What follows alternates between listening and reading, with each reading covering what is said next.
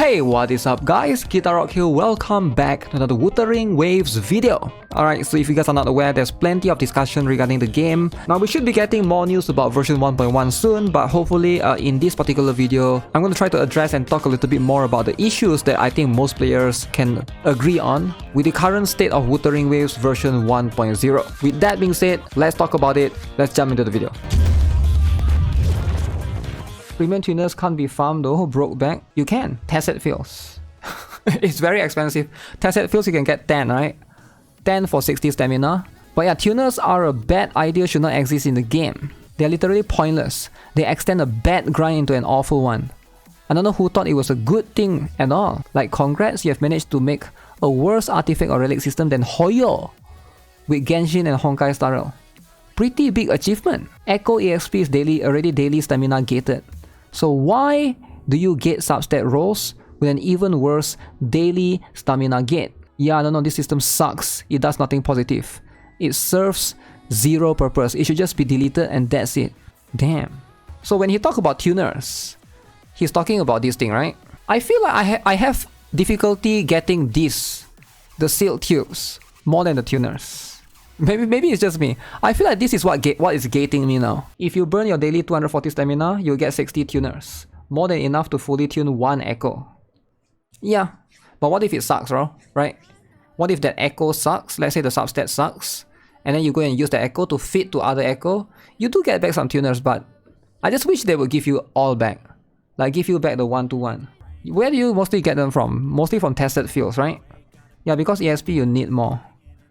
Especially if you try to level up from level 0 to level 5, to level 10, sure, that's very fast. But once you go like level 20, level 25, you need a lot of EXP. Like a lot. The biggest problem is that we barely get the things back when we use a level echo as food. If they change it so we get 90% back, the farm wouldn't be so painful. Now here's the thing, right? Why is there 2 items? Why is there the level up materials, the sealed tubes, and why is there this thing called the tuners? I think it's because 2 reasons. Number 1, I think the original design of the game is to make separate dungeon for you to farm. So you basically spend 60 stamina or 40 stamina or whatever to go and farm wave plates to farm tuners in one domain or in one dungeon, and then in the other dungeon you go and farm the sealed tube.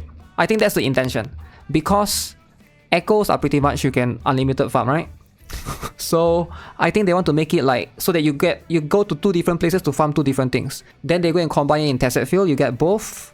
But to be fair, if you look carefully in the battle pass, I did buy the battle pass just so you guys know. The battle pass is $10 in this game. If you buy the battle pass in this game, you actually get quite a lot of tuners. Level 25, you get 50 here. 50 premium tuners here. Level 40, you get another 50 here. 50 here. So this is 100. Already you're getting 100. And then 150 here. 45, you get another 50.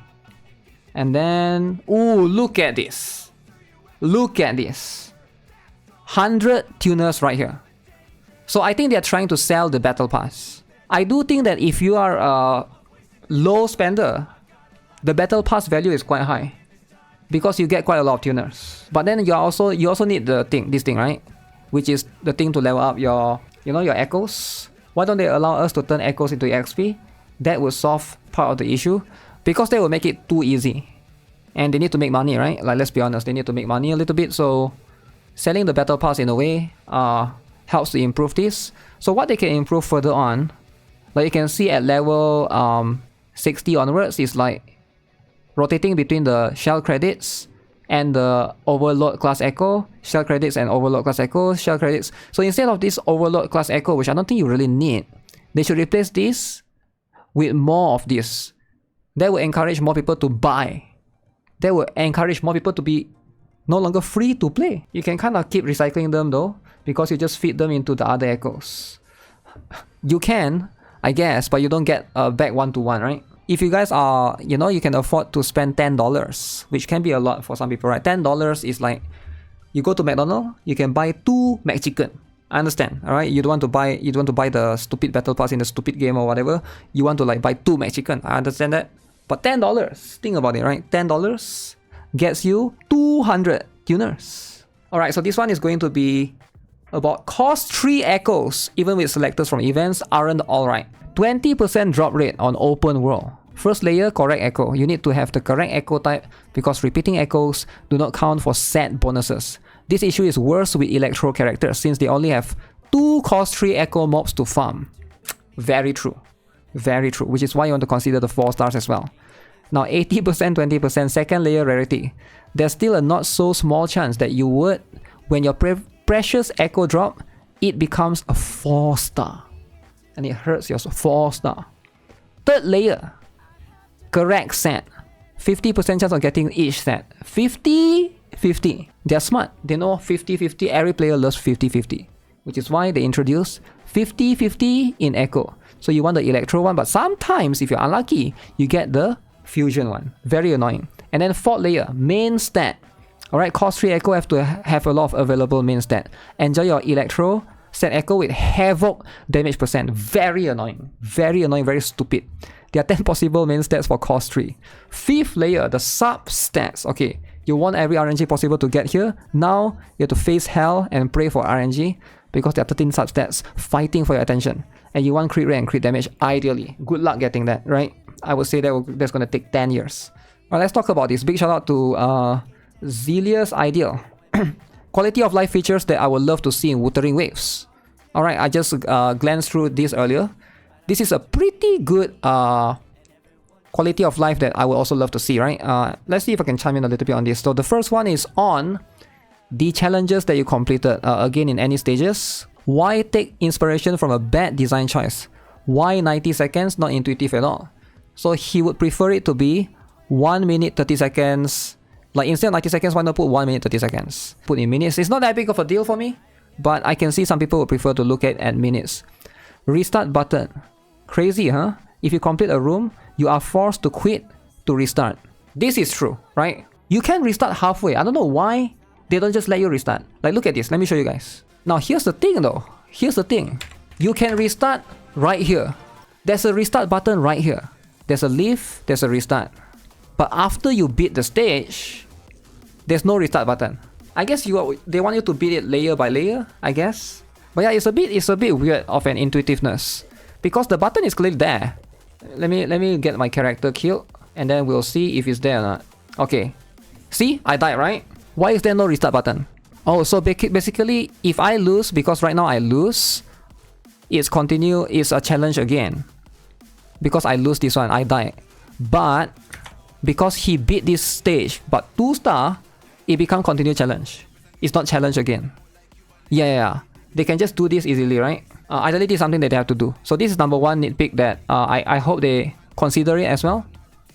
So one more thing is, this one I agree with him. Add resistance on enemies. I think this is going to be very, very helpful, alright? Like, it's good that they introduced this. This is very, very important, right? To tell you the character improve the buffs and stuff. But I'm not familiar with all enemies yet. I know some enemies have havoc resistance, some enemy has arrow resistance, some enemy has fusion resistance, like the wolf, I believe.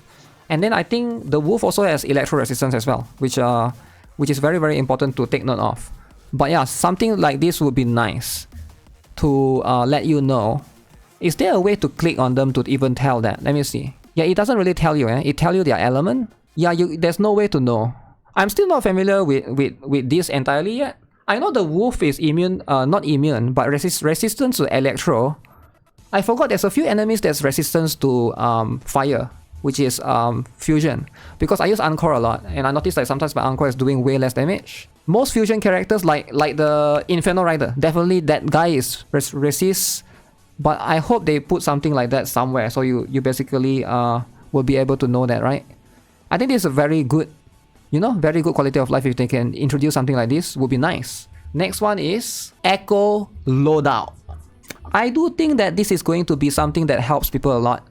Now, I'm sure you guys are aware, right? That for the tower, you can actually essentially swap your echoes around. Do you guys know that? That in the tower, you can basically swap your echoes around if you're playing the tower, because you need 2 teams, right? Yeah, there's no fast way to do it. There's no preset. Something like a preset would be nice, so that you can basically just put like a preset, especially for, like, if you have Verena and you have Visor, They are pretty much using the same set. They are both pretty much using the same set, so ideally, that would be kind of nice actually, to have some sort of like echo there. Stuff, but in Genshin Impact, people have been begging for artifact loadouts for 4 years now. This feature alone could have converted 50% of the player base from Genshin to Wuthering Waves. What are you waiting for? Confirm echo loadout. Yeah, this is pretty good, right?